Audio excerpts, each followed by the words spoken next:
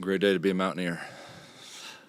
That one felt good. That's what our guys needed, for that, confidence to start snowballing in the right direction. It's one thing to get a top 25 win in Texas. It's another thing to beat a Hall of Fame coach and top 5 program, at home. So hopefully that goes a long ways to our confidence in terms of moving forward and continuing the grind through the Big 12s, because it really is a grind. So I told those guys before the game, we had a great game plan. I thought we had a great game plan against Oklahoma. I told them you might as well, tear it up and start it on fire if you don't out-rebound them and figure out a way to, be neck and neck with them on the glass. And I said, if we come in here minus 14, minus 15 on the glass, there's no chance we're winning. And, they heard it loud and clear and out-rebounded them by 9. So that was probably a huge difference in the game. Questions? So you continue with that a little bit, rebounding. You've talked a lot about the problems there. So what was it that led to the +9? I think it was effort in a lot of ways. I mean, it wasn't, you look at sometimes it's a little bit skewed in terms of shooting percentages and who's getting those rebounds. But we were neck and neck with shooting percentage, and we shot 52, they shot 53. So. Yeah, I think we were quicker to the ball in a lot of cases, and if you look back to the Oklahoma game, it seemed like they were quicker to everything in that regard as well. So life on the road in this league can be a bear, and I know they had some travel issues or foresaw some travel issues, so they came in a day before, and they were here all day yesterday. But some of that comes into play even sitting around in the hotel all day on a snowy day. So. They probably got their rest, but regardless, I felt like we were quicker to the ball in everything we did, and that can, in a game of inches, that can be the difference. Coach, there were obviously a lot of plays at the end of the game that are going to make the headlines, but the first half kind of stands out to me in the fact that both teams just couldn't really stop each other. Everyone's making fantastic shots, and the game's tied at halftime. I mean, what can you say about the first half, and then how much did it play into this game? I'm not going to lie, I was very concerned. The game plan was, shore up the paint and do everything we can to keep Hunter Dickinson from beating us, as they just force it down low. He ended up with 19 points, but as I said, the one thing that I think KU is challenged with is all the guys or all the teams in the league, they don't shoot it all that well, or they don't shoot a high volume of threes. So I said, let's make them shoot us out of this game. If they're going to win, they're going to have to shoot us out of it. And so between Furphy and Timberlake, I mean, I think they had 5 threes between the two of them in the first half, and that ball kept on going down for them. So that was a bit concerning early. But consequently, on the other end, we were filling it up as well. So shots were falling for us, and so that was kind of we were neck and neck. So, but going into halftime, you look at it, and it's 51 all, and we've had a lot of halftimes where we came out flat and didn't really perform in the second half. But you give up 51 and a half. That's very concerning in terms of trying to win a tough Big 12 match anywhere, whether it be on the road or at home. What's going through your mind when the students come out on the court? I didn't really think about it. It was, I was, I grew up in Kansas, and I was a Kansas State grad, and I have a huge Catholic family, and that 95% of people in my family go to Kansas State. So I've watched Big 8 basketball to Big 12 basketball, and KU's always been a dominant program, and always respected that the year in year out that they were winning big, and so I think the first thing that came to mind is I think about my dad. My dad was a K-State grad, and he didn't have much of a love affair for Kansas by any means, and I lost him 6.5 years ago, and I started thinking about him, to be honest with you. How proud he'd have been, and so I didn't think a lot about what the students were doing. I have a lot of respect for Coach Self, a Hall of Fame coach, and their entire staff and their program and what they've done over the years and been able to accomplish over the years consistently, year in and year out. And for me, that was the first thought that went through my head, and it's probably still hasn't sank in yet. What's your dad's name? Jim Eilert.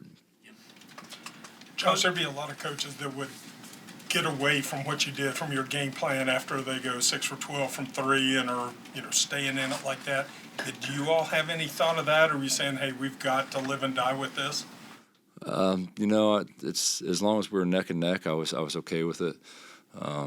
If it felt like it was starting to get out of hand, I probably made some adjustments. But I've seen KU, and as quick as they can make a run on you, I tried to stop that when I felt like it was going in the wrong direction. Try to stop that quick, regardless of trying to a lot of times I probably get in a bad habit of trying to save too many timeouts, and I think I'm learning as I go to probably need to use those and fire those off early if I can stop those runs and stop that momentum.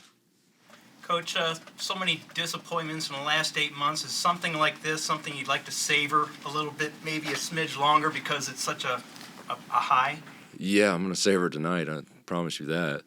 And savor it with my family, and we've been through a lot. This fan base has been through a lot, and so it's just incredible that we were 6-11 going into this game, and we got 12,000 plus in here supporting us. And I'm going to savor it, but it's this league. You turn around and you got to prepare for a good Central Florida team that KU. I mean, they went in there and had a 16-point lead and end up coming out of there with a loss. So I'm going to savor it tonight, but tomorrow it's right back to it to figure out a game plan for Central Florida, because we turn around and leave on Monday and play on Tuesday down in Orlando. Josh, so Jesse warms up, he's dressed, you didn't play him, I don't know if you ever even really sort of thought about it, but did you think about it, and how close is he to actually getting the game action? I think he's a lot closer than when I thought he was going to be. I didn't know how the appointment was going to go and how the pictures and or whatever it may be, X-ray or MRI, whatever they did. I didn't know how that was going to come out. And he got a good report, but he was in a brace until then, so he hadn't had any movement. We threw him out in practice yesterday, and he was raring to go and raring to try it out, and wants to do everything he can to help the team. And we went a little bit of 5-on-5, and it was a little bit tender when he started guarding the guys. So we backed off real quick to make sure that we don't, set him backwards. We want to make sure that we have him moving forward, and we don't need to have a setback. You weren't tempted today. That decision was already sort of made. I mean, we had some conversations, Jesse and I, and I said, what happens if we got two bigs in foul trouble and it's a tie ball game under 5 minutes? I mean, he's like, Coach, I'll do whatever it takes to win.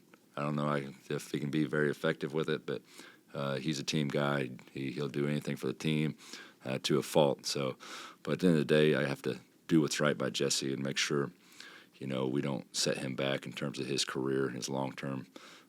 It's a bigger picture thing with him. Coach, would you agree that Sumnick outplayed Dickinson tonight? He was more aggressive. I would say tonight, yes, he got the most of him. I would have never thought, Sumnick would have been, to get 15 field goal attempts by any means. But, he was 4 offensive rebounds. He was active, and I was hoping we could put Hunter in every single ball screen we could possibly put him in, and that was kind of the game plan going into it, because guys that size and have a hard time, out there on the floor guarding and showing and hedging, and so that was kind of the game plan. Let's make him, put him out there in space, and Pat's a little different in terms, he's not a traditional big, and that kind of worked at our favor in some instances, especially on the offensive end. On the defensive end, certainly you got a mismatch down there, and we do everything we can to fight Hunter, and we had a game plan of doubling him, because he is such a special player in a low block. So, but yeah, on the offensive end, I think the game plan in terms of attacking him, putting him in those ball screens is the way to go. Hey, Josh, your lineups now, your starting lineups, are they just reflective of the matchup in the game? It's not like a perpetual. Yeah, this is it's just going to be like I told this guy. Jozo didn't do anything wrong by any means. He's one of the best team guys we have. He's a program guy, and I brought him in as we're game playing, and I said, Jojo, this might be it's probably not the best matchup scenarios, and I'm going to start a cook, and I always try to have those conversations with him before we go into game planning and practice, and he was 100% good with it. He said, do whatever we need to do to win, and that's the type of guys you need in your program, to where they don't hang their head and stew on something like that when it's really just a situational thing that we're, I think we had a better advantage with the size down low than having JoJo, which is kind of more of a 3 than he is a 4. Going forward, then, one of these days you get the 6'11" guy back. You started your 2 centers today. It just seems like this idea you have that could work. I mean, you have enough parts that you could mismatch. You could match up. I mean, there's so many teams in the league too. They're not all going to be the same. It helps us more than anything. It helps us putting people in their natural positions. Cook and Pat are really natural 4s. Pat's got more strength to him, more size, that he can, handle himself better defensively down low.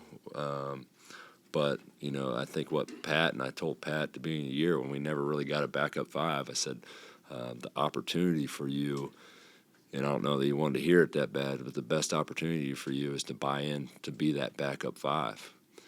And, we had Quinn, we had a Cook, and we had Pat. So all those guys are natural 4s.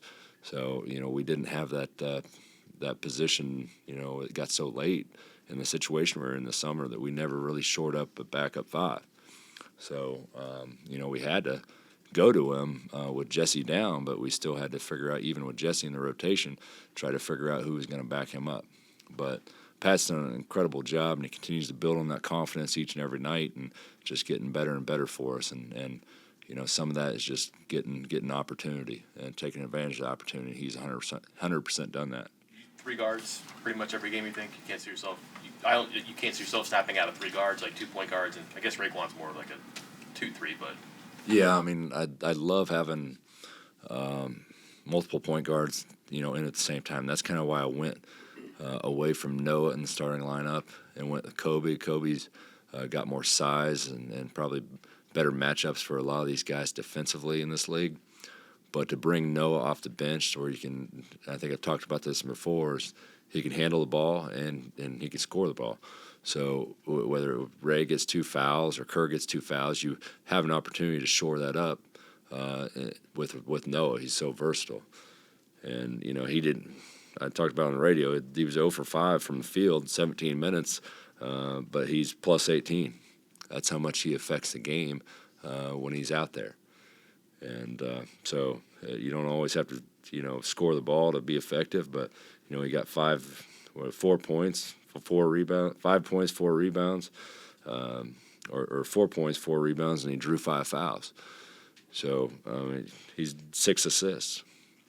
So it's nice to have him out on the floor, and gives you that versatility with his game. Coach, one more on the rebounding. It's obviously, you've talked about it since the beginning of the year. You've harped on it after losses, and it's the reason for a lot of losses. Tonight you said it was more effort. I'm thinking about the battles, offensive rebound late, Quinn obviously on the free throw. Those are huge plays. When you talk about the effort, a lot of that, does it come because the other jersey says Kansas, or is there more to it than that? And, is there any story behind those rebounds? Because, why tonight as opposed to not, last week? I had a conversation, like I said, like the story I said about the game plan. You might as well tear it up and put it on fire if you don't have a rebound. The other thing I said is, like, they're one of the best offensive transition teams. And we watched the Oklahoma tape, and we got guys in no man's land. Then we got guys that aren't getting back or crashing. So I said, make a decision. If you're not going to crash, you're not going to give us an extra possession, which nobody other than Pat in that game gave us an offensive rebound. If you're not going to get back. Don't just get caught up in no man's land to where they're going downhill and we didn't even try for the offensive rebound.